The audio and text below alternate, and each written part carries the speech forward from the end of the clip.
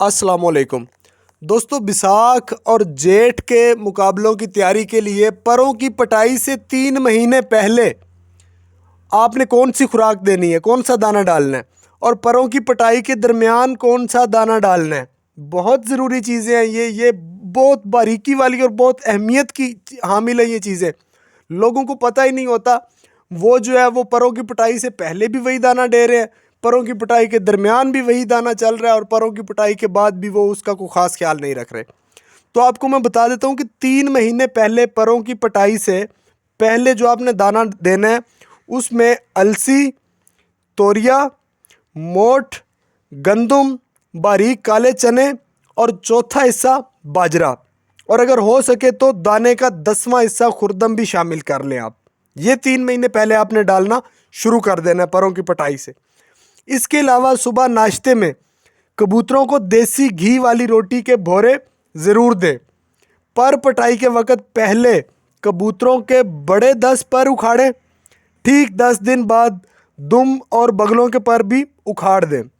اور پر پٹائی کا وقت جو بہتر ہے وہ آپ جو ہے وہ اب 25 جنوری سے 10 فروری کے درمیان آپ نے پر اکھاڑ لینے ہیں۔ اچھا، کوشش کریں کہ کبوتروں کے پلے آنے تک، یعنی آدھے سے زیادہ سر ہو جانے تک، ان کو گہرے برتن میں نہانے نہ دیا جائے کبوتروں کو۔ کبوتروں کے پر اکھاڑنے کے 1 ماہ بعد، اچھا پہلے آپ نے جو خوراک میں نے آپ کو بتائی ہے وہ 3 مہینے پہلے آپ نے دینی شروع کر دی۔ اب آپ نے کبوتروں کے پر اکھاڑ دیے، اس کے 1 ماہ بعد السی، موٹ اور توریا، یہ آپ نے تینوں چیزیں بند کر دینی ہیں اور سرسوں کا استعمال شروع کر دے۔ اور کبوتروں کو باہر نکالنے سے پہلے السی بالکل بند کر دینی ہے، یعنی کہ کبوتروں کو کھڈے یا جال سے باہر نکالنے سے بالکل پہلے آپ نے یہ چیز بند کر دینی ہے۔ اچھا، اس کے بعد ہم بات کرتے ہیں سرسوں کی مقدار آپ نے بڑھا لینی ہے۔ کبوتروں کو باہر نکالنے سے پہلے ایسے کبوتر جو بہت تیز پرے ہوں یا آپ کو بہت پسند ہو، یعنی کہ تیز کبوتر ہیں، انہیں دوسرے کبوتروں کے ساتھ نہ نکالیں، اور جب دوسرے کبوتروں کو بند کریں تو اچھے کبوتروں کے پر جو ہیں وہ آپ نے ٹانک کر باہر نکالنے ہیں۔ سمجھ رہے ہیں؟ ٹانک کر مطلب کہ ان کو آپ نے باندھ لینا ہے تاکہ یہ کبوتر زیادہ زور نہ مار سکیں، اور جب تک یہ کبوتر انہی پروں پر 4-5 مرتبہ اڑ کر نہ بیٹھ جائیں ان کے پر آپ نے نہیں کھولنے۔ بعض اساتذہ اس بات پر بہت زور دیتے ہیں کہ نئے پروں کے بعد کبوتروں کو باہر نکالنے سے پہلے انہیں جلاب دے کر ضرور صاف کر لیں،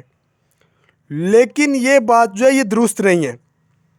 کبوتر جو ہے وہ زیادہ دیر اندر رہنے کی وجہ سے ان کے کندھوں میں ہلکا سا ریشہ اور موٹاپا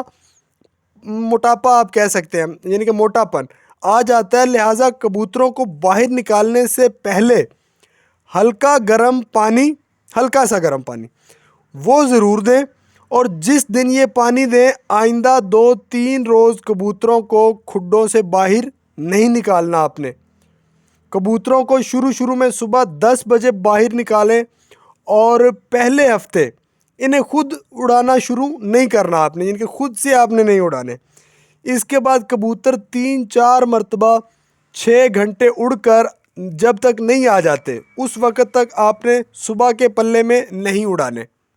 دوستو، نئے کبوتروں اور جو بچے ہیں ٹرائی شدہ جو جوڑے پاس ہیں ان کے بچوں کو پکا کرنا اور نئے کبوتروں کو پکا کرنا یہ بھی بہت اہمیت کی چیزیں ہیں۔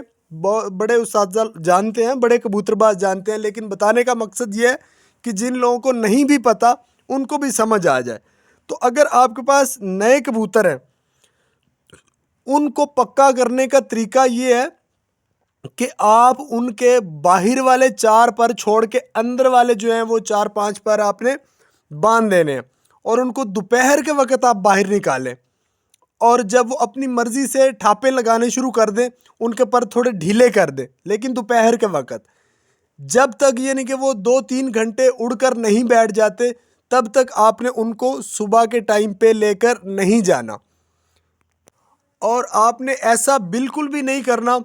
کہ آپ کے کبوتر 6-7 گھنٹے اڑنے لگ گئے تو بس آپ نے ان کو کھڈوں میں ڈال دیا، اب جو ہے مقابلے کے لیے نکالا جائے گا، بالکل آپ نے ایسا نہیں کرنا۔ آپ نے اپنے کبوتروں کو مکمل چیک کرنا ہے، خوب ان سے پرواز لیں تاکہ وہ مکمل فٹ ہو جائیں۔